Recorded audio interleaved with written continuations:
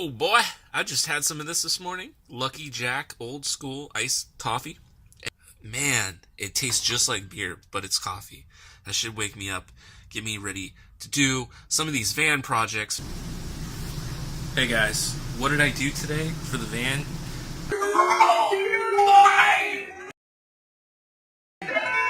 You know, I'm prepping the van and I'm trying to do like daily updates, and on the trip I'm going to do a vlog, hopefully like every day. So here is today's update. What did I do? Nothing.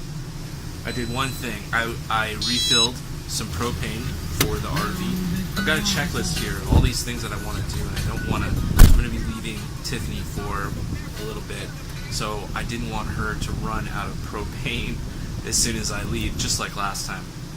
So I filled up the tanks, and I'll be taking the Mr. Buddy heater with me on the trip, and we've been using that inside the RV on this RV here. The furnace burns a ton of propane, man. It goes through so much propane so fast. We had to fill it up probably like every 2 weeks in the middle of the winter here, in our mild winters here in California. And but yeah, the Mr. Buddy was great. I'll be taking that with me. And I got a few packages today. I noticed that I got all the accessories and I didn't get the big, what is it, G7 Mark II, and it's the same one that a lot of vloggers have. One in particular that I like watching is Dave 2D. Yeah, so he's using that, but he seems to use his GoPro still, so I'm not really sure. He told me that G7 is a little bit clunkier and it's like zoomed in, so you don't get that wide angle like on the GoPro. So maybe I'll pick up one of those too. But I'm also just using my phone camera with this selfie stick, and I don't know, that works pretty easy for me. I've got this workflow now. I can just plug it into the computer, it's no big deal. So let me go over some of the stuff that I ordered today. So the first thing I got in the mail are these packing cubes, and I made a little bit of a mistake here because these are pretty big, as you can see, and I'm really packing light. This will be the suitcase that I'm bringing with me. But yeah, you can see this is like, one of these would fill up. I showed you my hygiene bag that hangs from a hook. Okay, so you can see there's a hook right here, and I'll just for right now put it right there. And this is pretty cool. Look at this. They include all of these little stowaway toiletry, I don't know what you call these, little dispensers to put soap and stuff in. That's pretty cool. And then, yeah, it's like a little platform in here. You put spray bottles in there and stuff. And then there's some side pockets where you can put toothbrushes and all your hygiene stuff. And then there's a nice little plastic bag here. The zipper's open, and up here too. So it's got, yeah, it's pretty cool. It was only like, I think it was like $8 to tell you the truth. I might have got one that was more expensive, but anyway. And then there's a zipper right here too. So this is going to be pretty useful. I can hang that in the van. It would be nice if there's a mirror right there. Maybe I can find a little mirror to put in there. And then I picked up another toy, which is just a complete waste of money. I know it is. Siri, Echo, directions to Walmart for boondocking. Over 200 bucks. Oops. But it's that little globe thing. But it's a little Bluetooth speaker. I figure I might be able to use that on the road. It's pretty handy just here in the house. And I don't know, it looks cool. It'll probably light up the inside of the van at night and put on kind of a light show, so that'll be kind of neat. I finally found a good use for this. Oh, that's perfect. So they're going to pick up the RV and tow it this Thursday. Today's Tuesday. I've just got all these like little miscellaneous things that I need to do before I leave, but I got all the big stuff out of the way, and the rest of the stuff I can just do it at my brother's house, like wash the sheets and stuff. So I don't know, I think I'm looking good. I'm just trying to kill time. I'm trying to be just like really easy on the editing for these things, because it's easy to get sucked into Final Cut Pro and you just want to tweak everything and go frame by frame and add all these extras. But I'm not going to do that this time. If you could buy a dream and have no nightmares forever, would you do it? Like I said, I've got all these goals written down on a paper here, but there's more to it than just trying to put a little check mark beside everything and just accomplishing my goal. It's more about it like a routine, just like getting up in the morning and like whenever I have free time, I'm just going to spend it on this to-do list rather than thinking of it as a goal list. It's just a to-do list. This is what occupies my time. And thinking about it that way, I seem to get more things done. I've done my research. Human traits. Anybody else my So my trick is just to like keep myself busy and start on something small and just make it a routine, like getting up in the morning, trying to have a healthy breakfast.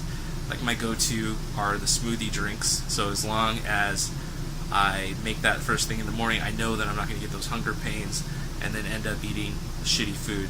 And I made a decision. I'm going to be taking the NutriBullet with me. This should be interesting. Hopefully I get my solar panels figured out so I get power, and it's no problem. I think it's 600 watts, and I've got a 2,000 peak inverter. So yeah, I should be able to use the NutriBullet. I remember in that movie, Fat, Sick, and Nearly Dead, that's inspired me to get my first juicer. I remember there was a scene where one of the guys, when he was... You want to get your fresh fruits and vegetables, and then you want to batter dip that, and then you want to steam fry that. Okay? You taking notes? I stopped juicing. I don't use the juicer because I feel like it's just a huge waste.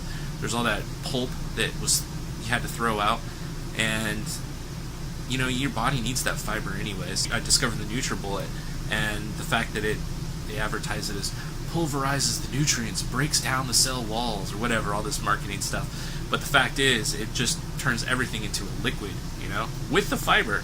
So, you know, this way I'm not throwing it away. And it's just super easy to prep and clean up. So I love the NutriBullet. There's a lot of other YouTubers. Will Prowse, he's really into the NutriBullet. And actually watching some of his videos got me inspired to get back into it, and I'm glad I did.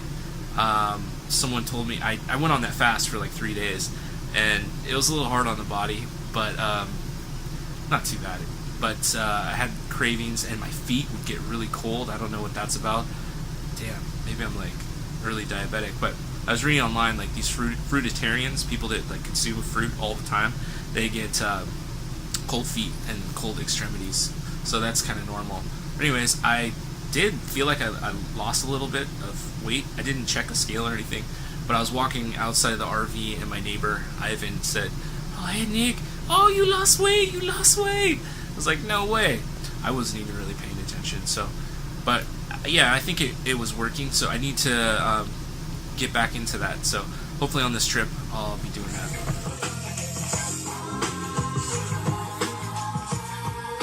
See, it goes along with our decor. You don't even notice it. Okay, let's see what Amazon delivered for me today. This is a wet bag, so it should be like stink proof. I'm going to use it as a laundry bag for dirty laundry, because I find that dirty laundry stinks up a small space very quickly. So hopefully with that I can seal it off. This is a water pump, the same one that Bug Out Moto Cycle Cruiser has. That worked for him in his sink, and got a sink on order. And here's a car charger. I like this one because I think it's capable of powering a laptop. So these new MacBook Pros use the USB-C connection, as long as the charger supports USB-C and delivers at least 45 watts, it should be good. This is 60 watts, so it says.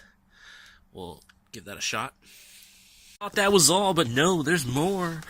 This is a complete waste of money. I can tell when I buy stuff like this that I'm just splurging. I don't need this stuff. This is a... I thought it would be cool. My search started with, the idea that, that would be cool to have a one of those Bluetooth portable speakers. And then I started looking into it and geeking out on it. And then I really like this one. It's the newer version of this. It's like kind of like a lava lamp, but it's got an equalizer with the neon lights dancing to the sound, I guess. So that'll be cool to try. That was like $200-something. What a waste.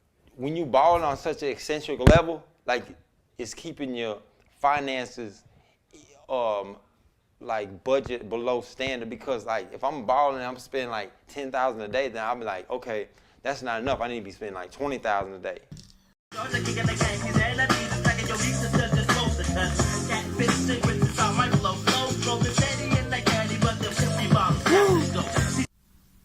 So I was wondering, if you're a van dweller, do you need a front license plate on your van? I've seen it read somewhere that some states allow it and some states don't. So I decided to look into this. And there are 31 states that require their motorists to display license plates, front and back, on the vehicle. And then there's 19 that don't. Arizona, Arkansas, Delaware, Florida, Georgia, Indiana, Kansas, Kentucky, Louisiana, Michigan, Mississippi, New Mexico, North Carolina, Oklahoma, Pennsylvania, South Carolina, Tennessee, and West Virginia. And I suppose if you really wanted to, you could put your front license plate on magnets. Yeah, that would work, and you could just remove it when you entered, when you cross states that required it versus not. Kind of stupid. I mean, there is a provision in the law though that allows you to not have a license plate in the front if it can't be mounted. And the example they give is a Ferrari. So maybe if on the van you could put a giant fiberglass cone. I wonder if that company that makes those high tops, fiberglass high tops, could make a big protruding cone that sticks out about 5 feet. Man, that would really improve your gas mileage. What do you guys think about that?